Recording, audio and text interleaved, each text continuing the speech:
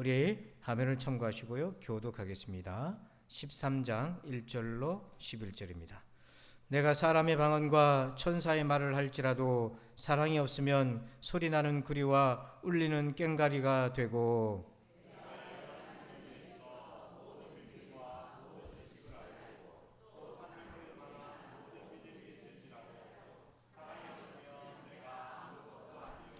내가 내게 있는 모든 것으로 구제하고 또 내 몸을 불사르게 내줄지라도 사랑이 없으면 내게 아무 유익이 없느니라.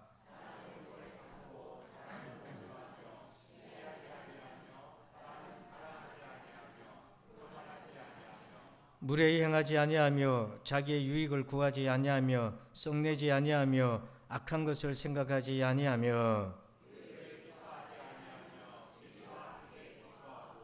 모든 것을 참으며 모든 것을 믿으며 모든 것을 바라며 모든 것을 견디느니라.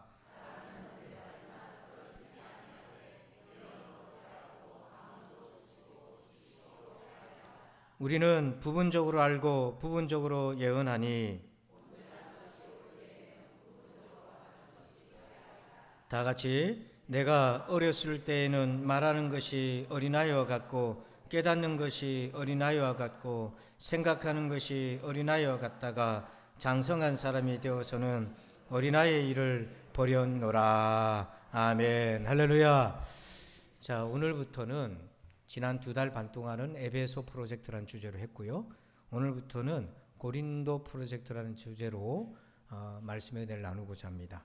오늘 첫 번째 말씀의 제목은요, 심각한 불균형이라는 제목으로 은혜를 나눕니다. 어떤 집사님이 새벽 기도를 열심히 나가는 집사님이 계셨습니다. 한 번은 하루 너무 피곤해가지고 새벽 기도를 하루 정도 빠지게 되었어요. 알람 소리도 못 듣고. 그랬는데 그날도 못 일어날 뻔했습니다. 그런데 방에서 혼자 자고 있는데 누가 자기를 깨우더라는 거예요. 그래가지고 놀래가지고 눈을 떴는데 그 순간 사람 같은 형체가 쓱 지나가더랍니다. 얼마나 놀랬겠습니까? 혼자 자고 있는 깜깜한 새벽에 누가 나를 깨워서 이렇게 흔들었는데 사람 같은 형체가 지나가는 거예요. 그래서 순간적으로 자기는 놀라기도 하고 혹시 주님이신가 하는 잔뜩 기대에 섞인 마음으로 누구십니까? 하고 이름을 불렀어요. 누구시냐고. 그래서 고개를 싹 돌렸는데 이 집사님이 기대하기를 예수님인 걸 기대를 했는데 고개를 돌리는 순간 너무 놀라서 정신이 나갈 뻔했어요. 그의 얼굴은 흉측한 마귀의 얼굴이었어요. 마귀가 새벽기도 가라고 깨운 겁니다.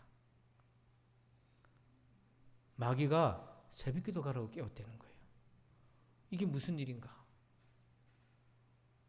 하나님이 천사를 보내서 깨웠으면 이해가 되는데 왜 마귀가 날 보러 새벽기도 가라고 깨웠나? 너무 놀래가지고 잠을 잘 수도 없지요. 새벽기도를 갔습니다. 그리고는 목사님 설교를 듣는데 듣는 눈 마는 둥 그 체험 때문에 마음이 거기 빼앗겼어요. 이게 무슨 일인가? 그리고는 기도 시간에 기도를 하기 시작했어요. 하나님, 이게 무슨 일인가요? 왜 마귀가 나보러 새벽기도 가라고 나를 깨웠나? 그러는데 기도하는 과정에서 성령께서 깨닫게 해주셨어요. 여러분, 성령님은 우리가 평상시 의식 상태를 모르는 것을 알게 해주시는 조명의 은혜가 있어요. 그 비춰주시면 내가 못 보는 건데 있는 건데 못 봤던 건데 비춰주시는 거예요. 그걸 조명, 성령의 조명이라 하죠. 그랬더니요, 자기 안에 이런 모습이 보이더래요. 새벽 기도를 열심히 나가면서 어느 순간에 자기가 사람들을 판단하고 정죄하기 시작했다는 거예요. 저 사람은 기도도 안 하면서, 저 권사는 금식도 안 하면서, 저 사람은 헌금도 안 하면서, 저 사람은 봉사도 안 하면서, 저 사람은 예배도 제대로 안 드리면서 이렇게 판단하는 마음이 자기 안에 있던 것을 보여주신 거예요. 그러면서 비교하면서 내가 저 권사보다 낫지, 또는 타인을 정죄하고 신앙생활을 몇 년 했는데 아직 저거밖에 안 되나 판단하고 있는 자기를 보게 된 겁니다. 그동안 에베소 프로젝트를 통해서 우리의 구원을 긴급 점검을 했습니다. 구원의 개념과 그게 얼마나 중요한지 말씀과 보조 교제로 함께 했습니다. 그래서 결국 에베소에 있던 제자들은 제자라고 하지만 십자가의 체험도 없고 성령 만난 적도 없었어요. 그러니까 무늬만 그리스도인이었어요. 오늘 우리 가운데서도 무늬만 그리스도인이 있기 때문에 진짜 그리스도인으로 옮겨오는 과정을 위해서 한 2달 반 말씀을 나눴습니다. 그래서 에베소에 있던 제자들이 진짜 성령 받고 바뀌기를 시작했어요. 사도행전 19장 6절에 바울이 그들에게 안수함에 성령이 그들에게 임하심으로 방언도 하고 예언도 하니 성령의 은사가 나타났어요. 성령님이 우리 가운데 임하시면 나타납니다. 외적으로도 나타나고 내면으로도 나타나요. 외적으로 나타나는 것을 은사, 하나님 주신 특별한 선물, 주의 일을 하라고 주신 선물, 그걸 은사라고 하죠. 자, 그런데 생각지도 않은 문제가 생겼어요. 어떤 문제냐면 이 성숙한 신앙을, 이 은사를 가지고 성숙의 외적인 표지로 보기 시작한 거예요. 그러면서 판단하고 비교하기 시작한 거예요. 그 증상이 어디서 나타났냐면 고린도 교회 안에 그 모습이 나타났어요. 자, 몇 가지 증상이 있는데 고린도전서 4장 7절 보니까 누가 너를 남달리 구별하였느냐? 내게 있는 것 중에 받지 아니한 것이 무엇이냐? 네가 받았은즉 어찌하여 받지 아니한 것 같이 자랑하느냐? 구별하는 사람들이 생겼어요. 나는 저 사람하고 틀려. 하나님 나한테 은혜를 주셔서 나 방언도 하고 예언도 하는, 나는 특별한 사람이야.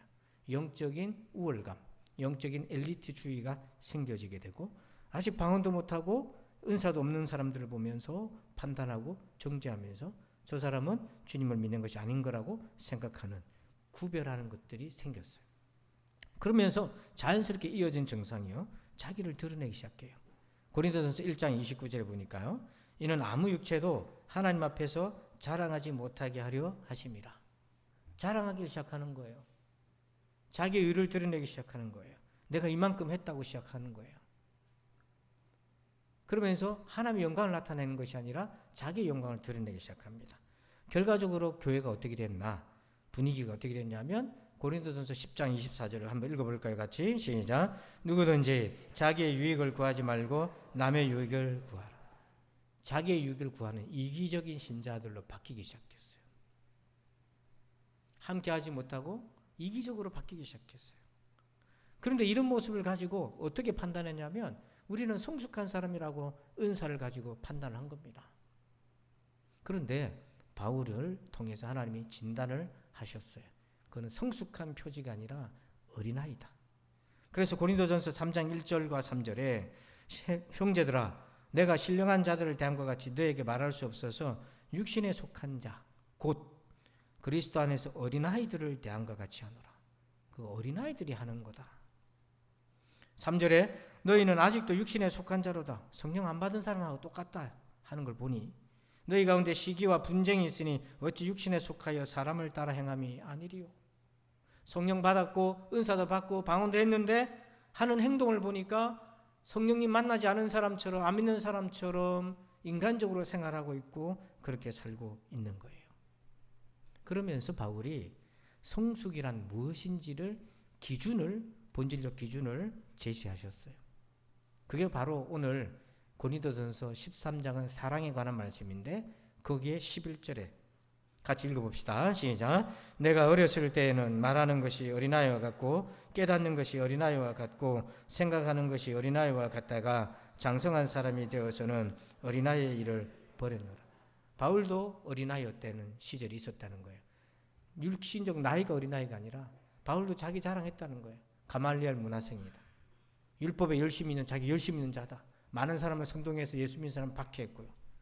그의 이름을 알렸어요. 로마 시민권자였다는 걸 알렸어요. 하는 게 뭐냐면 하나님을 경외한다 했지만 하는 행동을 보면 자기를 드러내는 육신에 속한 어린아이와 같이 했어요. 그러나 그가 예수님을 만나고 성령을 받고 변화되면서 장성한 사람이 됐다고 고백하잖아요. 이건 자랑이 아닌 거예요. 이 본문만 보면은 바울 자기 자랑하나 생각할 수 있는데 장성한 사람이라는 이 말씀의 뜻을 알려면 앞뒤 문맥을 봐야죠. 고린도전서 13장의 내용을 봐야죠. 고린도전서 전체를 봐야죠. 이 장성한 기준 본문의 맥락은 뭐냐면 사랑입니다.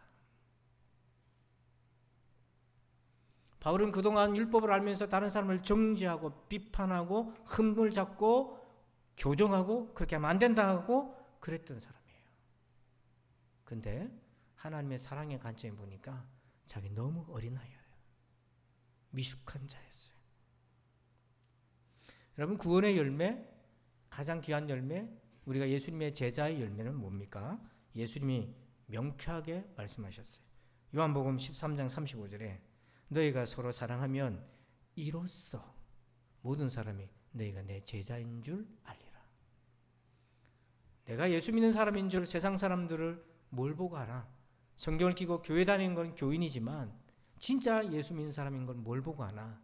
서로 사랑하면 이 사람 진짜 예수 믿는 사람 맞구나 라고 주님이 먼저 판단하신다는 거예요. 신앙생활에 가장 소중한 것이 뭡니까? 가장 귀한 거 하나를 꼽으라면 고린도전서 오늘 13장 13절에 그런즉 믿음, 소망, 사랑 이 세 가지는 항상 있을 것인데 그 중에 제일은 뭐예요? 그러니까 우리가 사랑을 말하지 않으면 가장 중요한 걸 빼고 살아가는 거죠. 사실은요, 저는 성향상 심리적인 또 기질적인 성격적인 성향상 MBTI 여러분 하신다면 저는 T 사고중심, J 판단형이에요. 그래서 어떤 일이 생기면 저는 그 원인을 분석하고 판단하고 좀 이성적으로 풀려고 하는 경향이 많아요. 그래서 따뜻한 F 성향을 가진 사람, 필링도 하고 공감도 하고 이런 사람들이 볼 때는 어떤 면에서는 차갑게 느껴져요. 자, 그래서 그런지 몰라도 제가 목양하면서 말씀을 가르치면서 옳은 것, 바른 것, 깨끗한 것, 정의로운 것 이런 거에 대한 남다른 강조를 많이 했어요. 지난 월요일 날 새벽 기도를 나오는데 하나님께서 저한테 책망을 하시더라고요. 바로 이 부분을. 하나님의 가장 본질적 속성 거룩함이신데 그 거룩함을 설명함에 있어서 한쪽으로 심각하게 불균형을 이루고 있다는 것을 알려주셨어요. 자, 거룩함은요, 두 가지 요소가 있습니다. 우리 교회가 성결교회잖아요. 성경의 많은 복음 진리 중에 거룩함을 강조하는데 성결은 두 가지 요소가 있어요. 하나는 정결한 것, 하나는 사랑입니다. 근데 가만히 보니까 정결은 강조했는데 사랑은 덜 강조했던 거예요. 이게 심각한 불균형이에요. 어떤 면에서 여러분들도 정결은 강조되었는데 사랑을 제가 강조하지 못하다 보니까 여러분들도 의도치 않게 저로 인해서 심각한 불균형을 경험하실 수도 있었겠다는 생각을 하게 됩니다. 정결은요, 그렇게 하는 것이 옳은 거잖아요. 하나님이 좋아하시는 거잖아요. 하나님 뜻에 맞는 거잖아요. 그게 옳은 길이잖아요. 그게 바른 길이잖아요. 그렇게 하다 보면 이게 잘못된 건 아니고 중요한 부분이지만 그것만 있으면 그래서 남을 판단하기 시작하고 정죄하기 시작하고 그 내면의 속사정을 못 헤아리는 어려움이 생길 수 있어요. 그런데 사랑을 가만히 보니까 정결함의 동력이 옳으니까 올바르니까가 아니라 말씀이 그렇게 했으니까가 아니라 정결함의 정말 중요한 동력이 바로 사랑이더라고요. 자, 우리가 세상에서 왜 유혹을 뿌리칩니까? 도덕적으로 그렇게 하면 안 되니까, 욕먹으니까, 하나님 싫어하니까 이런 것들은 다 정결만 있는 거예요. 그런데 우리가 왜 세상에서 죄 가운데 있으면 안 됩니까?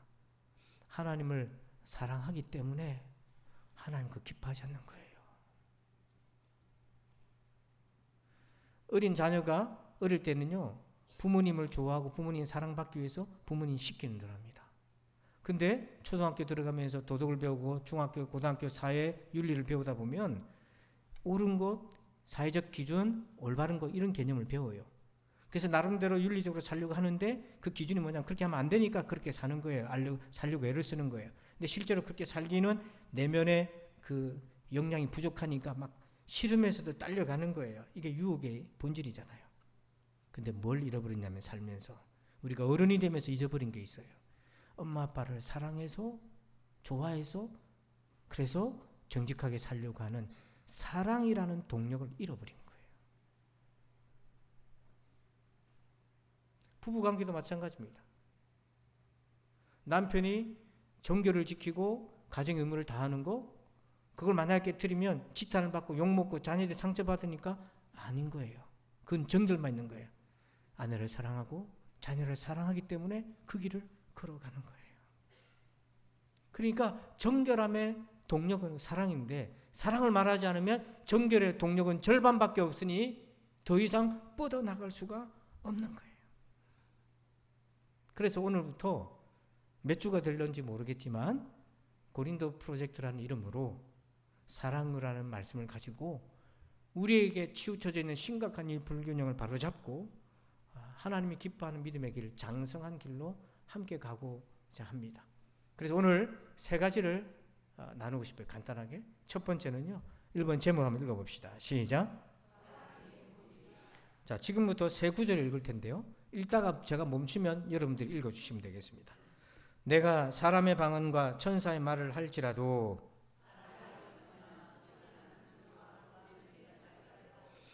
내가 예언하는 능력이 있어 모든 비밀과 모든 지식을 알고 또 산을 옮길 만한 모든 믿음이 있을지라도 내가 내게 있는 모든 것으로 구제하고 또 내 몸을 불사르게 내줄지라도 세 번 등장하는 가장 본질적인 요소는 뭡니까? 사랑이 없으면 아무것도 아니라는 거예요. 하나님의 은사, 선물은 사랑이 없다면 그건 하나님을 나타내지 못하는 아무것도 아니라는 거예요. 오히려 자기에게 유익이 안 될 뿐더러 손해가 되는 거예요. 신앙생활 하면서 정말 속기 쉬운 것이 있습니다. 사랑이 없어도 은사를 발휘하고 헌신하고 봉사하고 신앙생활을 할 수 있습니다. 심지어는 저처럼 설교하고 가르칠 수도 있고 신방도 할 수 있습니다. 그런데 그것에 대해서 누구 하나 책망하는 사람이 없습니다. 심각하게 잘못된 것입니다. 사랑이 없는 성김과 신앙생활은 아무 의미가 없습니다. 때문에 하나님은 우리가 하는 모든 일에 사랑을 담기를 원합니다. 여러분, 남편이 가정을 꾸리고 가정을 책임지는 경제활동을 하잖아요. 그래서 일터에 열심히 일을 합니다. 처음에는 이제 장가도 들었으니까 가족을 위해서 열심히 사랑하는 마음으로 일을 합니다. 어느 순간인가 그런 마음이 식어지고 일만 남게 되었어요. 돈만 남게 되었어요. 그러다 보니까 내가 이 직장을 언제까지 다녀야 되나? 이 지긋지긋한 일을 언제까지 해야 되나? 내가 벌어다 줘도 남는 건 없고 계속 모자라다 하고 내가 언제까지 이걸 해야 되나? 이런 원망과 불평 속에 일을 하게 됩니다. 여러분, 사랑 없이 내가 지금 이 일을 하는 걸 통해서 우리 가족이 하나님 주신 삶을 살아내고 내가 이 직장에서도 사랑하는 동료들과 함께 이 한 주어져 있는 한 시대의 한 순간을 같이 하고 있으면 얼마나 감사한 일인가. 비록 육신의 노동은 힘들긴 하지만 하나님 감사합니다 라고 사랑에 끼어서 일을 한다면 그 일은 자기에게 복된 의미가 있는 거예요. 그러나 그 사랑이라는 것에 초점을 잃어버리면 지금 하고 있는 모든 일은 이걸 내가 왜 해야 되는 거야? 이렇게 바뀝니다. 이걸 왜 해야 되는 건가? 두 번째, 제목 읽어봅시다. 시작. 주님은 우리의 중심을 보신다잖아요. 그럼 우리의 중심에 어떠함을 보신다는 겁니까? 가장 중요한 거는요. 너 그거 왜 하니? 왜 했니? 라고 물어보시는 거예요. 그걸 왜 했냐는 거 물어보시는 거예요. 우리가 열심히 일도 하고 봉사도 합니다. 우리가 늘 물어야 되는 거예요. 그거 왜 했니? 자, 우리 찬양대 열심히 하고 있으니까 제가 그냥 샘플로 말씀드릴게요. 우리 찬양대가 사랑을 하고 계시지만 그거 왜 하십니까? 노래가 좋아서? 성가대원이 모자라서? 하라고 하니까 시작은 그렇게 할 수 있어요. 그러나 하나님, 내가 뭔데 성가대원으로 나를 부르셨습니까? 노래도 잘 못하고 내가 그렇긴 하지만 너무 감사합니다. 주님의 사랑에 힘입어서 오늘도 영광 돌립니다. 이렇게 기도하는데 30초도 안 걸려요. 시간이 문제가 아닌 거예요. 초점이 흐려지면 그렇게 되는 거예요. 저도 이렇게 말씀을 전하지만 주어져 있는 일과니까 주의를 지켜야 되니까 여러분들의 양식을 공급해야 되니까 그렇게 하는 것과 하나님 한 시대의 우리 성도들과 저와 함께 목양지를 만나서 이렇게 가게 하신 은혜를 참 감사합니다. 부족하지만 주신 은혜 가운데 최선을 다해 섬기기를 원합니다 라고 준비해서 전하는 것과 어떻게 하면 설교를 잘하는 목사로 소문날까라는 생각으로 전하는 것과 이게 같겠습니까? 그거 왜 했냐는 거예요. 그래서 갈라디아서 5장 6절에 아주 중요한 표현이 있어요. 여러분들만 한번 읽어주실까요? 시작.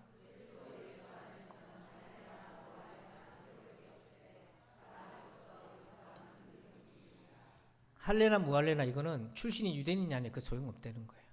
효력, 구원의 효력이 있는 거는 뭐라고 얘기합니까? 빨간 글씨만 읽어볼까요? 뭐라고 얘기하죠? 그냥 믿음이 아닌 거예요. 십자가의 사랑으로서 뭐하는, 여기서 역사하는 워크, 일한다는 거예요. 사랑으로서 일하는 믿음만이 구원의 효력이 있는 믿음이라고 얘기하는 거예요.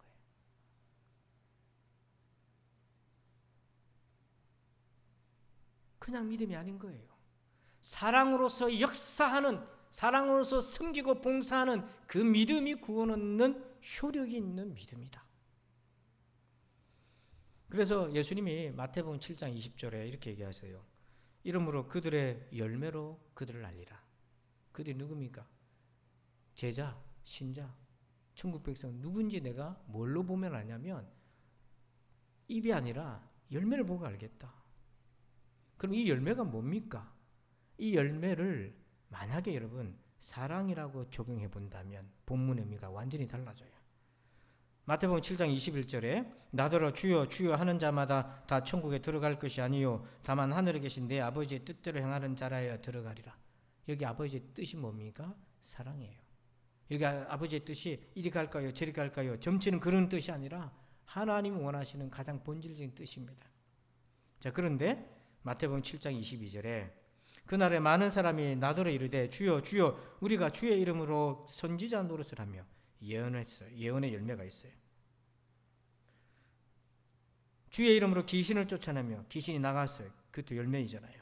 주의 이름으로 많은 권능을 행하지 아니하였느니까 병도 고치고 역사도 일어났습니다. 이 열매잖아요. 그런데 23절에 그때 내가 그들에게 밝히 말하되 내가 너희를 도무지 알지 못하니 불법을 행하는 자들아 내게서 떠나가라 하리라. 내가 모른다는 거야. 그게 열매가 아니라는 거예요. 분명히 귀신도 나가고 예언됐고 병정자도 고쳤는데 열매가 아니라는 거예요. 모른다는 거예요. 이 불법을 행하는 자들아. 기준이 있을 거잖아요. 이 불법이라는 기준이. 그걸 사랑이라고 적용해 본다면. 그래서 요한일서 4장 8절에 사랑하지 아니하는 자는 하나님을 뭐예요? 아는 게 아니라는 거예요. 아무리 선지자 노릇하고 귀신 쫓아내고 병든 자를 위해서 기도했다 할지라도 사랑이 없으면 하나님을 아는 게 아닌 거예요.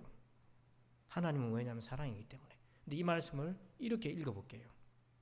사랑하지 아니하는 자는 하나님도 그 사람을 모른다 할 것이다. 하나님은 우리의 중심에 사랑이 있는가를 보세요. 그 일이 크든 작든 너 그거 왜 하니? 사랑으로서 역사하는 믿음만 효력이 있습니다. 마지막 세 번째예요. 제목 읽어볼까요? 같이 시작. 사랑 안에 거하라. 자, 요한복음 15장 9절을 같이 읽을까요? 아버지께서 나를 사랑하신 것 같이 나도 너희를 사랑하였으니 나의 사랑 안에 거하라. 아멘. 여러분 신앙생활의 1순위를 꼽으라면 뭐겠습니까?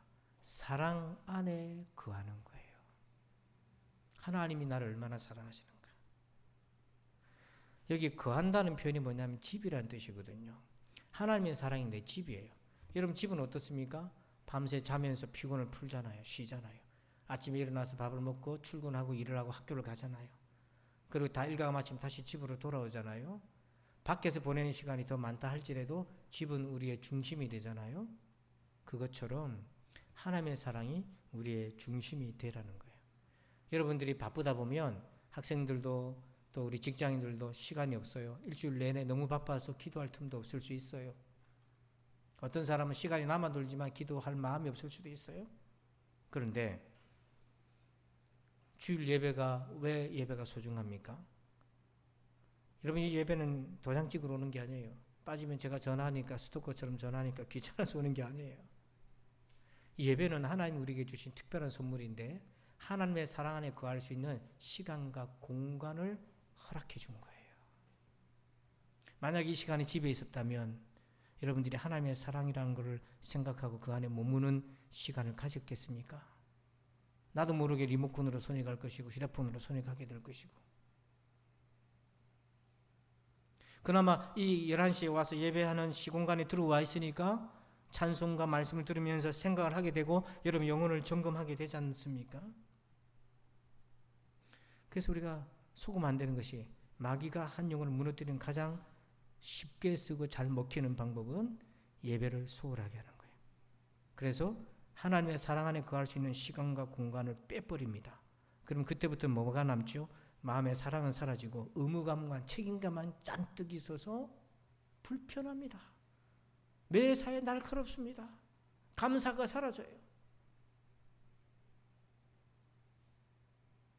그 스트레스 받는 마음을 달래보고자 여기저기 막 손을 뻗치지만 일시적인 것에 불과한 겁니다. 우리는 그렇게 생각하잖아요. 나 저 사람 안 봤으면 내 마음이 편하겠다. 직장에서. 또는 이 문제만 해결되면 내가 살 것 같다. 그렇게 해결되고 그 사람도 안 볼 수도 있지만 시간이 지나면 어떻게 됩니까? 또 그런 사람 생기고 또 그런 일이 또 생겨요. 그럼 어떡할 겁니까? 우리가 할 수 있는 가장 중요한 것은 그 문제 안에 거하는 것이 아니라 하나님이 나를 그럼에도 불구하고 얼마나 사랑하시는가 그 사랑 안에 거해야 하는 것입니다. 속으면 안 돼요. 사도 바울은요, 예수님의 12제자들보다 더 많이 수고하고 더 많은 핍박과 고생을 했던 사도예요. 그는 예수님을 육신의 눈으로 만지고 밥 먹고 같이 기대고 얘기해보고 그런 적이 없어요. 하지만 눈으로 보진 않았지만 예수님을 그 누구보다 뜨겁게 사랑하며 섬겼고 그 누구 못지않게 수고했어요. 신약 성경의 절반을 바울이 썼어요. 아시아와 유럽의 교회를 바울이 개척했어요. 그래서 어떤 면에서 바울의 개척 때문에 오늘 우리가 예수 믿고 있는 거랑 마찬가지예요. 너무 많은 핍박과 고생과 죽을 고비를 넘겼어요. 적이 너무 많았어요. 외부의 적, 내부의 적도 있었어요. 동력자도 있었지만 반대자도 너무 많았어요. 그럼에도 불구하고 그런 여정을 감당하고 은혜를 지킬 수 있었던 것이 뭔가? 로마서 8장 37절에 고백합니다. 같이 읽어볼까요? 시작. 그러나 이 모든 일에 우리를 사랑하시는 이로 말미암아 우리가 넉넉히 이기느니라. 바울은요, 이 모든 일에 자기를 적대시하는 사람 혹은 감당하기 어려운 시험, 이 모든 일이 다 있었다 할지라도 어떻게 이겼냐면 그 문제가 해결되어서 그 사람을 보지 않아서가 아니라 우리를 사랑하시는 이로 말미암아 어떻게 이겼어요? 넉넉히 이겼어요. 이걸 배워야 되는 겁니다. 우리가 다른 걸로 넉넉히 이기려고 하는 것이 아니라 나를 사랑하시는 예수님의 그 사랑 안에서 힘들고 어려운 것이 있지만 감당해 나가는 거예요.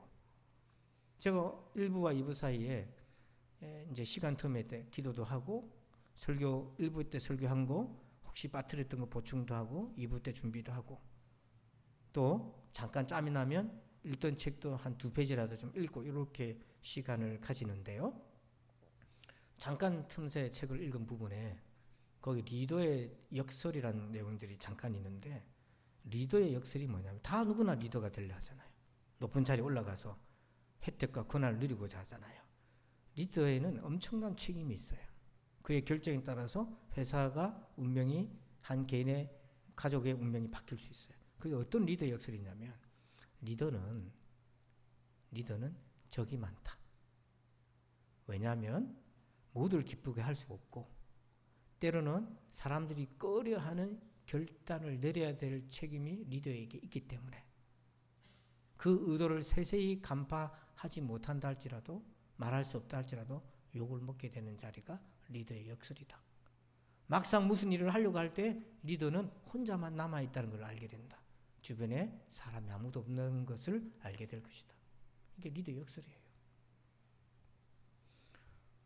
바울이 리더의 역설에 빠져 있는 거예요. 이방인이 자기를 핍박하면 이해가 되지만 믿는 사람이 자기를 공격하니까 옥에 갇히고 매맞고 굶주리고 아시아에서 헌금 걷어가지고 예루살렘에 있는 신자들 도와주려고 모아가는데 착복한다고 뒤에서 누명 씌우고 뭐 이런 일들이 막 생기는 거예요. 인간적으로 생각하면은 그걸 내가 왜 합니까? 하나님 내가 욕먹으면서 이렇게 될 수 있어요. 근데 그렇지 않고 죽기를 각오하고 그 길을 끝까지 갈 수 있었던 거는 이 모든 일에 그러나 이 모든 일에 나를 사랑하시는 이런 말미암아 내가 넉넉히 이겼는데 여기는 내가 나 대신에 뭐라고 표현되어 있죠? 우리라고 돼 있잖아요. 그거를, 그 노하우를 자기 동료들에게도 나눴던 거예요. 사랑 말고 다른 걸로 이기려는 동료들을 깨우면 그게 아니다. 하나님 우리를 사랑하고 있지 않나. 십자가의 주님 나를 사랑하고 있지 않나. 그걸로 이겨야지. 그걸로. 여러분, 신앙생활을 하다 보면 의도치 않게 어려움이 많이 생겨요. 나 열심히 기도했는데 잘 안 되고 자꾸 어려움이 빠지고. 그래서 여러분들 이런저런 생각을 하실 수 있어요. 이런 방법 저런 방법을 써볼 수도 있어요. 해결이 되던가요? 그때뿐이고 또 좋은 점으로 되돌아오잖아요. 하나님은 왜 그렇게 우리를 기다리고 계실까요? 사랑 안에 거하라는 거예요. 십자가의 은혜와 사랑을 붙으시길 바랍니다. 그거 아니면 견뎌나가기 어려워요. 반대로 그 사랑 안에 거하면 이 모든 일에 어떤 일을 만나든지 넉넉하게 이겨나갈 수 있단 말이에요. 그래서 18세기에 리처드 크레쇼라고 하는 목사님이 이런 짧은 기도문을 남겼는데요. 오 나의 구세주여, 나를 깨닫게 하소서. 죽음에 빠져 있다가 이제는 사랑 안에 거하는 내 삶이 주님이 나를 위해 얼마나 귀한 것을 지불하셨는지 증거하도록. 여러분, 이 기도문처럼 우리도 주님 깨닫게 해주십시오. 내가 얼마나 위대한 사랑을 받았는지, 그 사랑 안에 있는지. 이게 바로 예수 믿는다는 겁니다. 기도하겠습니다. 아버지 하나님, 에베소의 제자들이 고린도 교회로 넘어가면서 성장의 성숙의 잘못된 기준에 빠져서 판단하고 정죄하고 비교하고 특권의식에 사로잡히고 심지어는 이기적인 자로 변질된 것을 보았습니다. 하나님 아버지, 이번 고린도 프로젝트를 통하여 우리는 그런 삶을 살지 않게 하여 주시옵소서. 사랑이 본질이고 사랑을 보시고 사랑 안에 거하게 하여 주시옵소서. 예수님의 이름으로 기도하옵나이다. 아멘. 우리 예배 중간에 불렀던 사랑의 송가, 그 찬양을 부르면서 우리 한 30초만 기도할게요. 오늘 말씀 가지고 여러분 사랑을 구하는 기도하겠습니다.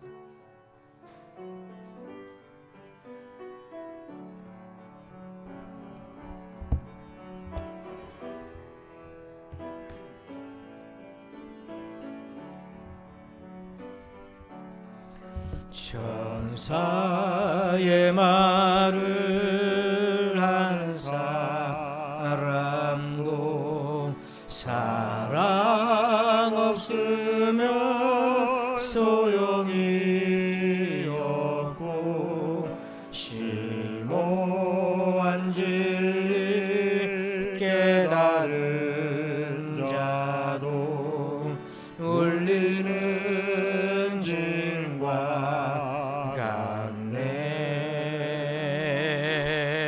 하나님 말씀 전한다 해도 그 무슨 소용 있나.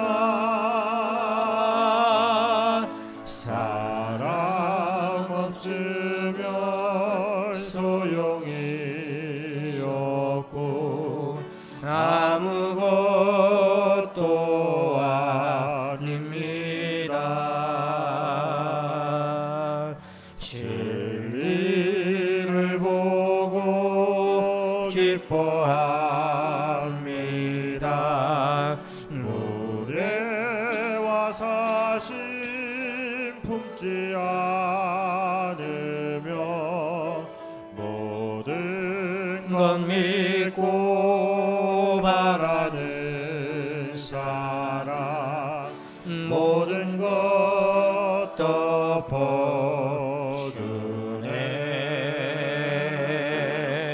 하나님 말씀 전한다 해도 그 무슨 소용 있나. 사랑 없으면 소용이 없고 아무것도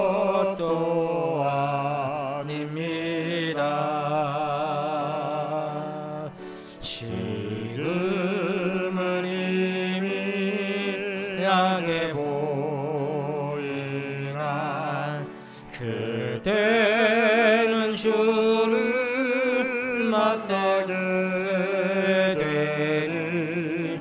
하나님 나를 알고 계시듯 우리도 주를 알리. 하나님 말씀 전한다 해도 그 무슨 소용이 있나. 사랑 없으면 소용이 없고 아무것도 하나님 말씀 전한다 해도 그 무슨 소용이 있나. 하나님 말씀 전한다 해도 그 무슨 소용이 있나. 사랑 없으면 소용이 없고 아무것도.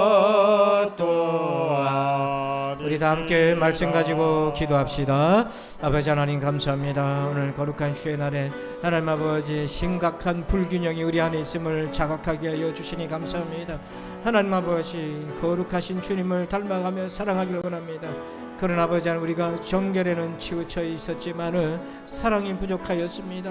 하나님 아버지 이를 어찌하면 좋습니까? 하나님 아버지 하나님 사랑 안에 거하게 우리를 깨워 주시옵소서. 에베소의 제자들처럼 성령 받고 구원의 확신은 얻었지만은 고린도의 성도들처럼 아버지 어린아이 같이 행동하고 아버지 하나며 구별하고 자랑하고 아버지 하나님 나누고 이기적으로 돌변했던 어리석은 모습을 봅니다. 하나님 우리를 긍휼히 여겨 주셔서 이 심각한 불균형으로부터 구원하여 주셔서 하나님 아버지 이런 어린아이 같은 일을 버리고 장성한 분량으로 나아가게 도와주셨기를 원합니다. 하나님 사랑 안에서 이 모든 일에도 불구하고 넉넉히 이겨갈 수 있는 아버지 하면 나와 너 우리 모두가 될 수 있도록 하나님 우리를 붙잡아 주시옵소서. 이제는 우리 구주 예수 그리스도의 은혜와 하나님 아버지의 그 크고 놀라우신 사랑하심과 성령님의 감화감동 교통의 충만하심의 역사하심이 오늘 심각한 불균형에서 구원받아 하나님의 정결과 사랑으로 거룩하신 주님을 닮아가기를 소원하는 우리 모두들 위해 이제부터 영원토록 함께 계실지어다. 아멘.